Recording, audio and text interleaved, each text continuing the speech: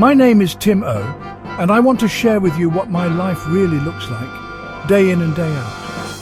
This isn't a story you'll see in the movies, or a tale that gets told at dinner parties.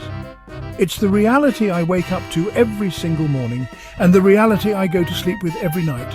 I live on $11 a week. That's not a typo, and it's not a temporary setback. $11 is all I have to stretch across 7 long days, to cover every personal need, every small emergency, every unexpected expense that life throws my way. Imagine for a moment what it means to have just $11 to your name for an entire week. That's less than $2 a day. It's not enough for a cup of coffee at most places, let alone a meal, a bus ticket, or a basic necessity. Every single purchase becomes a calculation, a negotiation with myself about what I can do without and what I absolutely need to survive. This isn't a social experiment. It's not something I chose to do for a week to see if I could make it. This is my life, and it's been my life for a long time. The choices I face aren't just difficult, they're impossible. Every day I'm forced to decide between things that most people take for granted. Do I buy soap to stay clean, or do I buy socks to keep my feet warm? I can never have both. Sometimes I have to go without either. These aren't luxuries. They're the bare minimum for dignity and comfort. It's not just about the money, though the money is always on my mind. It's about dignity. It's about the feeling of being less than, of being invisible, of being forced to count every cent and justify every purchase. Every penny matters, and every mistake, no matter how small, means going without something I need. One wrong move, one miscalculation, and I have to put something back on the shelf, or go to bed hungry, or skip a bus ride I desperately need. The margin for error is zero. There's no safety net, no backup plan, no one to call for help. This isn't living. It's managed deprivation. It's a constant balancing act, a daily struggle to make ends meet when the ends are nowhere close to touching. My apartment is bare, my fridge is often empty, and my days are filled with worry about what tomorrow will bring. I watch the world go by from the sidelines, feeling like I'm stuck behind an invisible barrier. I see people buying coffee, laughing with friends, living lives that seem so far out of reach. I wonder what it would be like to not have to worry about every single dollar, to make a choice without fear. My name is Tim O, and this is the reality that has been created for me. Not by my own choices, but by a system that has failed to protect its most vulnerable. I didn't ask for this, and I don't deserve it. No one does. Living like this feels like being trapped in a cage made of nickels and dimes. Every day I rattle the bars, hoping someone will hear, hoping someone will care enough to help break me out. But the world keeps moving, and I'm left counting coins, measuring out my life in spare change. I'm not telling you this for pity. I'm telling you because this is not just unfair, it's unacceptable. No one should have to live like this. We need to do better. As a society, as a community, as human beings, we need to demand change, and we need to make sure that no one else has to endure what I have endured. I am not just a patient or a statistic or a case number. I am a person. I have hopes, dreams, and a desire for a better life. I deserve better. We all do. Let's be clear about who's responsible. When we talk about the struggles faced by people relying on public health services, it's easy to blame the system as a whole, to say it's just the way things are. But that's not the full story. Behind every policy, every budget, and every decision, there are real people making choices. Choices that have a direct impact on the lives of those who depend on these services. Key Point Health Services is the organisation that decides how much support I receive. They are the ones who determine that my monthly allowance is just $11. That number isn't random, and it isn't set in stone by some distant, faceless bureaucracy. It's a figure chosen by people who work in this very building, people who have the authority to make a difference. These administrators and decision-makers sit in meetings, review documents, and look at budgets. They see the numbers on paper, but those numbers represent real lives, real struggles. They have the power to adjust the budget, to increase the allowance, to make life a little less difficult for people like me. But time and again they choose not to. This isn't a system failure. It's a leadership failure. The people in charge have the authority and the resources to make meaningful changes, but they choose to maintain the status quo. They sit in boardrooms, discuss policies, and ultimately decide that $11 is enough for someone to live on. That decision is not made by accident, it's a deliberate choice. The executives and leaders at Keypoint Health Services could change this tomorrow if they wanted to. They could look at the budget, see the impact their decisions are having, and decide to do better. But instead, they turn away from the problem, ignore the paperwork, and refuse to take responsibility for the hardship their choices create. This refusal to act is not a matter of oversight or error. It's a conscious, intentional decision. Every time they stamp denied on a request for more support, every time they sign off on a budget that leaves people struggling, they are making a choice that says, this is acceptable. My name is Tim O, and I am not afraid to say it out loud. I hold Keypoint Health Services accountable for the decisions they make. I stand here not just for myself, but for everyone who has to make impossible choices because of an $11 allowance. I want people to know that there are names and faces behind these policies, and they need to answer for them. The policies that keep my allowance so low are not handed down from some distant authority. They are written, reviewed, and enforced by people right here, people who could choose to do better. These are internal policies shaped by the priorities and values of those in charge. Every memo, every document, every decision is a reflection of what they believe is acceptable for people like me. And let's be clear, the source of these decisions isn't hidden. The names and titles of those responsible are right there on the office doors, on the nameplates, on the documents. These are real people, with real power, making real choices that affect real lives. My name is Tim O, and I'm calling out the decision makers at Keypoint Health Services.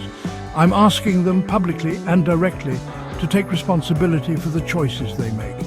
I want them to know that their decisions are not invisible, and that the people affected by them are watching, waiting, and demanding better. You are responsible for the $11 I have in my pocket. You are responsible for the hardship that comes with it.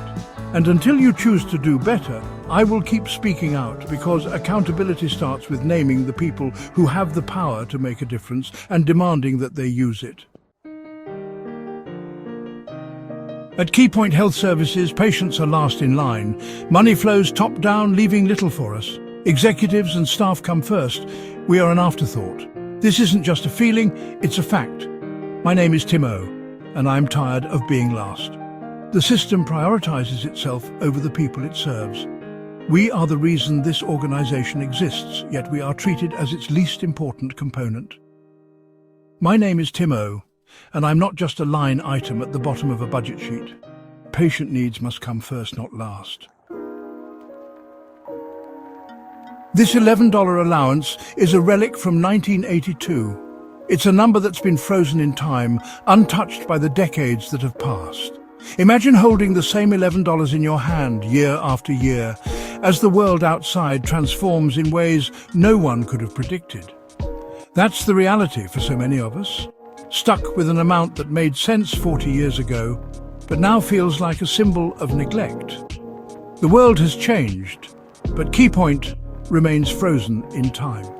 Skyscrapers have risen, technology has leapt forward, and the cost of living has soared. Yet in this one crucial aspect, nothing has moved. It's as if we're living in a pocket of history, untouched by progress, while everything else races ahead. My name is Tim O, and I have lived this stagnant reality for 11 years. Every morning I wake up and see the same faded wallpaper, the same view from my window, and I'm reminded that my circumstances haven't changed. I look at old family photos and wonder how much more we could have done if only things had kept up with the times. 40 years of inflation, yet no change. Groceries that once cost a few dollars now take up most of that $11 allowance. Rent, utilities, even a simple cup of coffee. Everything has gone up except the support we rely on. The numbers on the receipts keep climbing, but the help we get stays exactly the same. This isn't an oversight. It's a deliberate choice. Decisions are made in rooms far from here, by people who don't have to live with the consequences. They sign papers and move on, while we're left to stretch every dollar further and further, hoping something will finally give. It says our needs haven't changed in 40 years, but we know that's not true. Our families have grown, our expenses have multiplied, and the world is more expensive than ever. Yet the message from those in charge is clear. Make do with what you have, even if it's not enough. My name is Tim O, and I refuse to accept this. I stand with others who are tired of being ignored, who want to see real change. We're not asking for luxury, just fairness, just recognition that our lives and our needs matter too. The fact that this policy has persisted is an indictment of leadership. It's a sign that those in power are comfortable with the status quo, even as it leaves so many behind. When questions are asked, answers are avoided. When promises are made, they're quickly forgotten. It's time to join the 21st century. This isn't 1982 anymore. We live in a world of smartphones, electric cars, and instant communication. It's time for our policies to reflect the reality we live in, not the world as it was decades ago. My name is Tim O, and I'm waiting for change. I'm waiting for the day when our leaders finally recognize that standing still is not an option. Until then, I'll keep speaking out, hoping that one day the world will catch up to the people it's left behind. Living under this policy is deeply frustrating. It's a statement about my worth.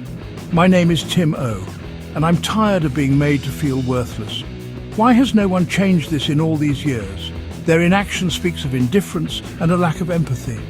My name is Tim O, and their inaction is a constant source of anger and despair. We are more than just patients or case numbers. We deserve to be valued, not dismissed. Being a resident here is work. My participation in rehabilitation is demanding work. Is all of that effort only worth $11 a week? My name is Tim O, and my work is real. This is not a vacation, it's a structured environment. They get my labor for free, tossing me a few dollars for toiletries. We need to redefine what we consider work. My name is Tim O, and I challenge the leadership to justify this. Valuing our work is about affirming our agency. I'm making an urgent appeal to public officials. Mayor Brandon Scott, we need your help. Governor Westmore, we are being left behind. My name is Tim O, and I'm asking you to stand up for us.